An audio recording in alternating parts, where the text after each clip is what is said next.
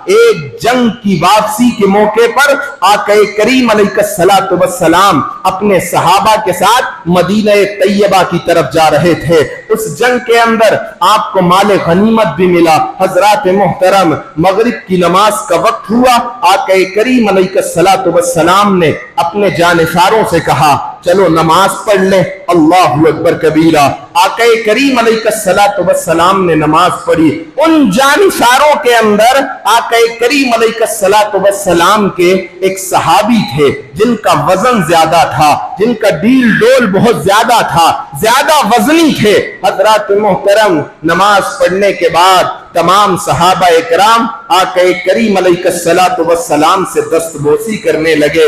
اللہ اکبر کبیرہ۔ میرے نبی اکرم کے نورانی ہاتھ، صحابہ فرماتے ہیں جب ہم آقا کریم کے دست مبارک کو چومتے تھے تو کستوری کی خوشبو آتی تھی، سبحان اللہ، جس کو میرے امام نے فرمایا ہاتھ جس سمت اٹھا غنی کر دیا۔ موجے بحر سخاوت پہ لاکھوں سلام، یہ آقا کا ہاتھ ہے، کستوری کی خوشبو آ رہی ہے۔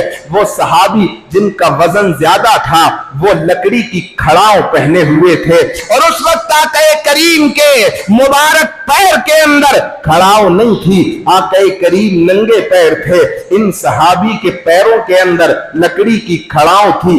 یہ بھی آگے بڑھے۔ حضرات محترم، آگے بڑھنے کے بعد آقا کریم علیہ الصلوۃ والسلام سے مصافحہ کیا۔ اب آقا کریم علیہ الصلوۃ والسلام سے مصافحہ کرنے کے شوق میں یہ بھول گئے کہ ان کا پیر جس میں کھڑاؤں تھی لکڑی کی، وہ آقا کریم علیہ الصلوۃ والسلام کے پیر مبارک پر رکھ دیا گیا۔ ان کو نہیں معلوم ہے کہ میرا پیر آقا کریم کے پیر پر ہے، اور آقا کریم علیہ الصلوۃ والسلام کا مقدس و نورانی پیر خالی ہے، اس کے اوپر لکڑی کی کھڑاؤں پڑ چکی ہے۔ آپ بھی جوتا پہنتے ہوں گے، کوئی باٹا کا پہنتا ہوگا، کسی اور چیز کا پہنتا ہوگا، ذرا رکھ کے دیکھنا اپنا جوتا کسی دوسرے کے پیر پر جو ننگا پیر ہو تو معلوم چلے گا کہ درد کی کیا شدت ہوتی ہے، کس طریقے سے درد محسوس ہوتا ہے۔ جب دیر زیادہ ہو گئی اور وہ صحابی شوق میں، فرحت و مسرت میں آقا کریم علیہ الصلوۃ والسلام کے ہاتھ کو چومتے جا رہے ہیں، جب دیر زیادہ ہو گئی، آقا کریم علیہ الصلوۃ والسلام کے ہاتھ میں عصا مبارک تھا۔ آقا کریم نے عصا مبارک کی نوک ان صحابی کے پیٹ میں چبھوئی۔ جب انہیں احساس ہوا عصے کی نوک کا تو وہ پیچھے ہٹے، دیکھتے کیا ہیں کہ آقا کریم کے پیر پر پیر پڑ چکا ہے۔ جیسے ہی پلٹے آنکھوں میں آنسو آنے لگے۔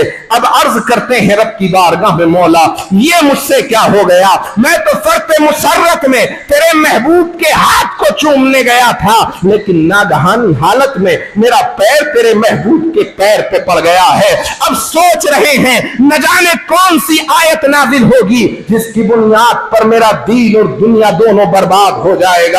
کمرے کے اندر آتے ہیں، کمرے کے اندر حضرت سیدنا ابو بکر صدیق رضی اللہ تعالیٰ عنہ کے بیٹے حضرت سیدنا ابو بکر بھی موجود ہیں۔ حضرات محترم عرض کرتے ہیں، اے صدیق کے بیٹے، آج میں تو برباد ہو گیا، میرا تو دین بھی چلا گیا، دنیا بھی چلی گئی۔ فرماتے ہیں کیا ہوا؟ کہا دست بوسی کرنے گیا تھا، ناگہانی حالت میں میری کھڑاؤ آقا کریم علیہ الصلوۃ والسلام کے پیر پہ پڑ گئی ہے۔ ڈر رہا ہوں کہ اب نہ جانے رب کی بارگاہ سے کون سی آیت میرے بارے میں نازل ہوگی۔ حضرات محترم، حضرت ابو بکر صدیق کے بیٹے نے کہا اتنا گھبراتا کیوں ہے؟ جان بوجھ کے تھوڑی رکھا ہے، بے دھیانی کی حالت میں رکھ دیا گیا ہے، گھبرا مت۔ حضرات محترم، جیسے تیسے لے کر کے سحری کا وقت ہوا، آقا کریم علیہ الصلوۃ والسلام نے انہی صحابی کو بلایا جن کا پیر آپ کے پیر پہ پڑ چکا تھا۔ اب یہ روتے روتے آقا کی بارگاہ میں جا رہے ہیں، ڈرتے ڈرتے کہ کیا ہوگا، اب میری جان کا کیا ہوگا۔ جیسے ہی آقا کریم علیہ الصلوۃ والسلام کی بارگاہ میں پہنچے، آقا مسکرائے اور مسکرا کر کے کہا کہ میں رات میں بھی تمہیں بلا سکتا تھا، لیکن اس بنیاد پر نہیں بلایا کہ کہیں تم آرام نہ کر رہے ہو۔ سیرت سنو اور سیرت سے حضرات محترم سبق لو۔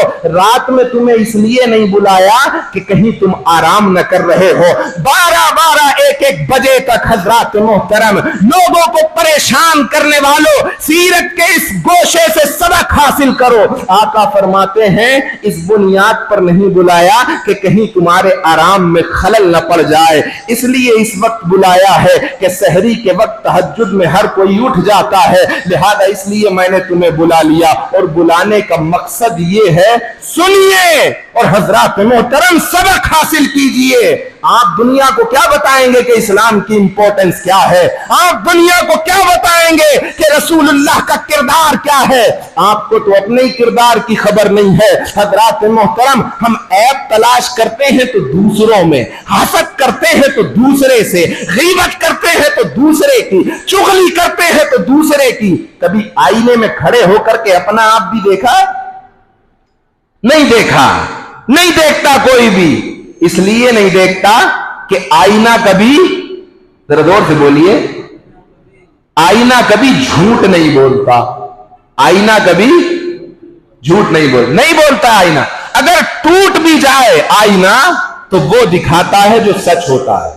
आप तोड़ के देख लीजिए आईने को, वो दिखाएगा जो सच होगा। और आईने की एक बहुत बड़ी खुसूसियत यह भी है कि वो सिर्फ आपके बारे में बताता है, दूसरे के बारे में कभी बताया किसी आईने ने? आप खड़े हो आईने के सामने और आईना आपको दूसरे के ऐब दिखा रहा हो, खड़े हो जाइए आप आईने के सामने, आईना वही दिखाएगा जो सामने खड़ा होगा, सब कुछ बता देगा आईना। हजरात मोहतरम, ये मजलिस भी एक आईना है। यहां आकर के हम अपने ऐबों पर नजर करें, हम अपने आप पर नजर करें कि मैं कितना बड़ा पारसा हूं, मैं कितना बड़ा नेकोकार हूं जो दूसरे में ऐब तलाश कर रहा हूं। मोहतरम, आका ने फरमाया, ऐ मेरे सहाबी, ऐ मेरे जानिसार, तवज्जो है आपकी, ऐ मेरे जानिसार, मैंने तुम्हें इसलिए बुलाया है कि रात जो मेरे असे की नोक मैंने तुम्हारे पेट पर लगा दी थी, उससे तुम्हें तकलीफ हुई होगी, अल्लाह की रजा के लिए मुझे माफ कर दो। ये किसका किरदार है? ये आमना के लाल का किरदार है, ये अहमद मुख्तार का किरदार है, ये दो जहां के सरदार का किरदार है, ये रहमतुल लिल आलमीन का किरदार है। आका फरमाते हैं, मेरे सहाबी, रात जो असा की नोक मैंने तुम्हारे पेट पर लगाई है, उससे तुम्हें तकलीफ हुई होगी, अल्लाह की रजा के लिए मुझे माफ कर दो। वो सहाबी चीखे मार के रोने लगे, अर्ज करने लगे, या रसूल अल्लाह, गलती की माफी तो मुझे मांगनी चाहिए थी, मैंने आपके पैर पर अपनी खड़ाऊ रख दी थी। कहा, वो तूने जानबूझ के नहीं रखी थी, लेकिन मैंने जानबूझकर तेरे पेट में आसा की नोक लगाई थी। वो तूने जानबूझकर नहीं किया था, लेकिन मैंने जानबूझकर लगाई थी, इसलिए अल्लाह की रजा के लिए मुझे माफ कर दे। अल्लाह अकबर कबीरा।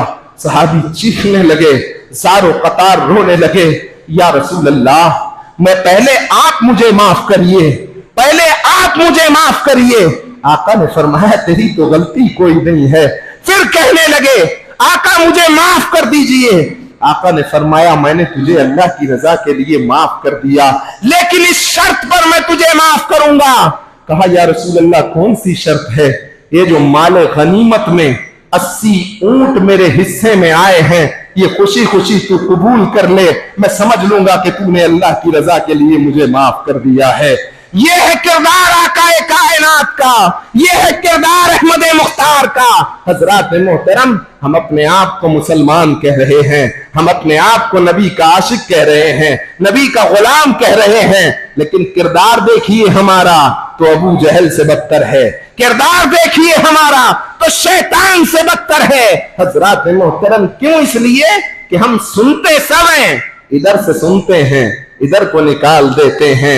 अरे कामयाबी ये नहीं है बड़ी बड़ी बिल्डिंगें बनाना। किसी मुफक्किर से किसी ने पूछा था, क्या कि आज दुनिया ने इतनी तरक्की कर ली, लाइट बना ली, रेलगाड़ी बना दी, स्पीड से दौड़ने वाली मशीनें बना दी, खलाओं में प्रवास करने लगा इंसान, चांद पर रहने और बसने के मंसूबे बनाने लगा इंसान, F-15 से लेके F-16 तक तैयारे बना डाले हैं इंसान ने। क्या इंसान ने इतनी तरक्की कर ली? लेकिन हजरात मोहतरम, उस थिंकर ने कहा था, ये तरक्की कोई तरक्की नहीं है। जिस तरक्की में इंसान तरक्की तरक्की तो कर गया लेकिन इंसान इंसान न बन सका। इंसान की सबसे बड़ी तरक्की ये है कि इंसान इंसान बन जाए, इंसान इंसान बन के उस खुदा की इबादत करे, तब इंसान को इंसानियत समझ में आती।